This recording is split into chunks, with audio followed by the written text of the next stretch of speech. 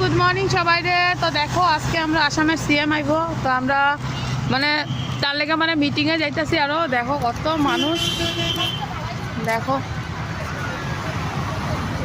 চলো তুমি করে ব্যাক ক্যামেরা করে দেখাই।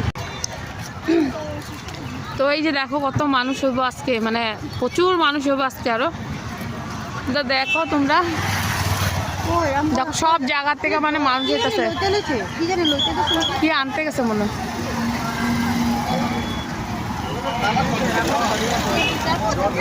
দেখো আমরা কত মানুষ, দেখো